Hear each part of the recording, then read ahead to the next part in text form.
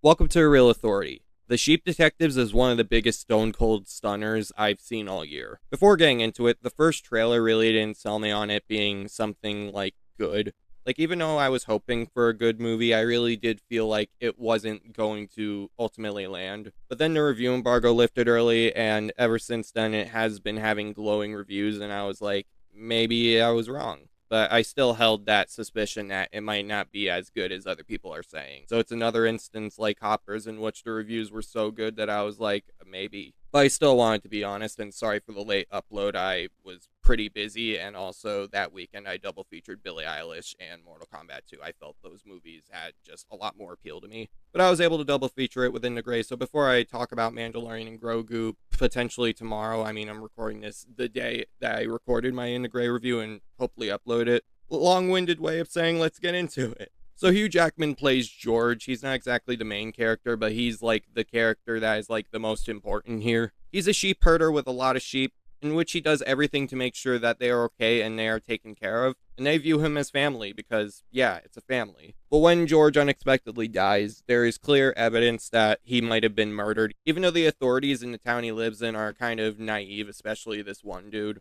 So now it's up to the sheep, who, by the way, talk. Yeah, when I tell you, the trailer didn't really sell me on it. But George, when he was alive, read them so many murder mystery stories, and so this one sheep, Lily, heads to charge in order to solve the murder. If that premise sounded terrible and that you probably wouldn't like it, it's probably gonna suck. Buddy, I was there, and I was just shocked at how well it worked. Starting off, the acting is great around the board. Like, Hugh Jackman is Hugh Jackman, even though he kind of has a smaller role than some of the other characters, but Hugh Jackman is reliable. He's good in anything he's in. And even though he's kind of the emotional anchor of the story and the main catalyst of the plot, I do feel like the voice actors, namely Julia Louis-Dreyfus as Lily, the main sheep, her voice acting as well as the voice acting from the rest of the cast, as well as the incredible CGI, they really do a lot in terms of selling the emotion of the situation, because it's not just like a simple murder mystery. You don't care about the characters. Kind of like in the Knives Out trilogy, where it's like, yes, there's a main character, but you have Benoit Blanc always there. I don't know how else to explain it, but they do a really good job at developing her character as well as making you care.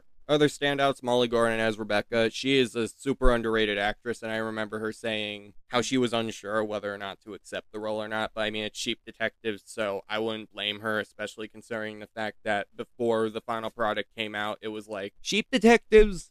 Really, Amazon? But yeah, she was good. Kyle Balda hasn't really had a live action directorial feature. Beforehand, I knew that he was the director of some of the Despicable Me movies. And even though Minions and Monsters looks like it's going in a creative direction, it's still a Minions movie. So here's hoping that it's decent. But his like solo effort in the Minions franchise was one of the better ones in the series. Not a great movie by any stretch of the word, but enjoyable nonetheless. But I do feel his direction really balances the emotional as well as the surprisingly comedic moments. A lot of that has to do with the screenplay too, which I'll get to in a second, but I really do respect the fact that he was able to balance these two things, but also pave a murder mystery that was just really organic.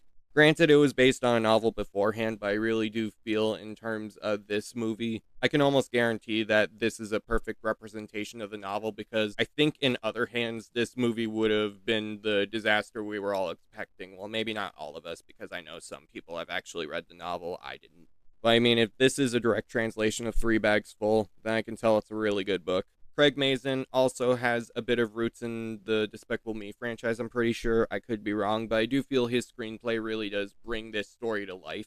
Also balancing the drama and the comedy, but also I'm just surprised at how well it worked, because this is a PG movie and it's a murder mystery. Like, they don't do any curse words or anything or show any blood, but it's like it's a PG rated murder mystery supposed to be for kids. I don't get how this movie was even made the way it was, given that huge limitation, but by golly, it did. Like, even though at the start I was kind of like nervous that it wouldn't work, the more the movie goes on, the more its heart and soul, as well as just genuine emotional gravitas, just appears on screen, and the more I'm just able to be in awe of how well this movie worked. Like, this movie has no right being as emotional or funny as it is, and daring me to hold back tears. I didn't cry, by the way. I'm not one to usually cry, and that's not me just saying it for the sake of me being a man.